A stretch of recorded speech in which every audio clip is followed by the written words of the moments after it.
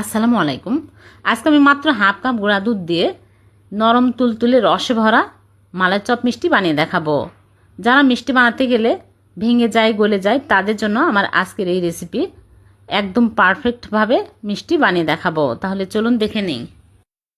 প্রথমে নিয়ে নিচ্ছি হাফ কাপ গুঁড়া দুধ। এখানে ফুল ক্রিম গুঁড়া দুধ নিয়েছি আর এর মধ্যে দিয়ে দিচ্ছি তেল 1 চামচ। তেলের পরিবর্তে ঘিও দিতে পারবেন, তেল দিলেও মিষ্টি ভালো হবে।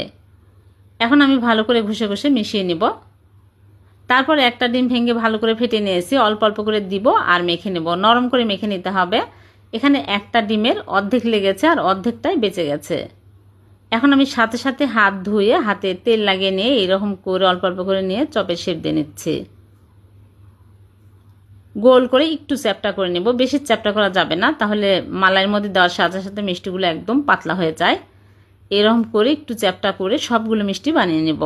আর মিষ্টিগুলো একদম মসৃণ করে বানিয়ে নেবেন, তাহলে মিষ্টিগুলো বেশি ভালো হবে। সবগুলো মিষ্টি বানিয়ে নিয়েছে। এখন এই মিষ্টিগুলো আমি এক সাইডে রেখে দিচ্ছি। দিয়ে চিনি শিরা তৈরি করব। 1 কাপ চিনি আর পানি দিয়ে দিচ্ছে 3 কাপ। 2টা এলাচ দিয়ে বলক তুলে নেব। ভালোভাবে বলক চলে আসলে মিষ্টিগুলো দিতে হবে। বলক ওঠার আগে কিন্তু মিষ্টি দেওয়া যাবে না। ভালোভাবে বলক চলে আসছে। এখন আমি মিষ্টিগুলো একটা একটা করে দিয়ে দিচ্ছি। দিয়ে ঢেকে জাল করব 5 মিনিট। বেশি জাল করা যাবে না, তাহলে মিষ্টিগুলো গলে যাবে। মাঝখানে একবার ঢাকনা খুলে মিষ্টিগুলো উল্টিয়ে দিব। উল্টিয়ে দিয়ে আবারও ঢেকে দিব। এভাবে করে আমি 5 মিনিট জাল করে নিব। 5 মিনিট পর ফিরে আসলাম। মিষ্টিগুলো হয়ে গেছে। এখন আমি চুলা থেকে মিষ্টিগুলো নামিয়ে নিব। দেখুন মিষ্টিগুলো ফুলে কিন্তু বড় বড় হয়ে গেছে। এখন চুলা থেকে নামিয়ে রেখে দেব 5 ঘন্টা। 5 ঘন্টা পর মিষ্টিগুলো তুলে আপনাদেরকে দেখাবো। এভাবে করে মিষ্টি বানালে মিষ্টি ভেঙেও যাবে না, ফেটেও যাবে না, গলেও যাবে না। 5 ঘন্টা পর ফিরে আসলাম। দেখুন মিষ্টিগুলো কতটা পারফেক্ট হয়েছে। এখন মিষ্টিগুলো তুলে নিচ্ছি। শিরা থেকে মিষ্টিগুলো সব তুলে নিব। অনেক সুন্দর মিষ্টি হয়েছে। এখন এই মিষ্টিগুলো মালাইয়ের মধ্যে দিব। সরাসরি যখন মালাইয়ের মধ্যে দিবেন তখন মিষ্টিগুলো ভেঙে যাওয়ার চান্স থাকে। এখন আমি মালাইয়ের মধ্যে দিব। এই জন্য মালাই তৈরি করার জন্য চুলায় প্যান বসিয়ে দিয়ে দিচ্ছি 2 কাপ লিকুইড দুধ আর গুঁড়া দুধ 1/4 কাপ দিয়ে ভালো করে নেড়ে মিশিয়ে নিচ্ছি।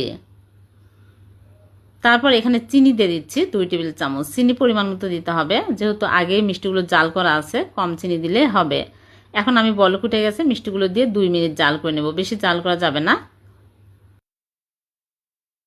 যাদের মিষ্টি গলে যায়, ভেঙে যায়, চুপসে যায়, তারা চাইলে এই প্রসেসে মিষ্টি বানাতে পারেন, একদম পারফেক্ট হবে। এখন মিষ্টিগুলো 2 মিনিট জাল করে নিয়েছি। চুলা থেকে নামিয়ে ঢেকে রেখে দেবো সারা রাত। পরের দিন সকালে মিষ্টিগুলো পরিবেশন করে আপনাদেরকে দেখাচ্ছি।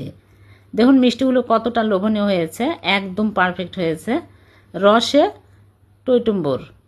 এভাবে মিষ্টি বানিয়ে দেখবেন, একদম পারফেক্ট হবে। যে কোনো দিনও মিষ্টি বানায়নি সেও কিন্তু এইভাবে মিষ্টি বানিয়ে নিতে পারবেন খুব সহজভাবে।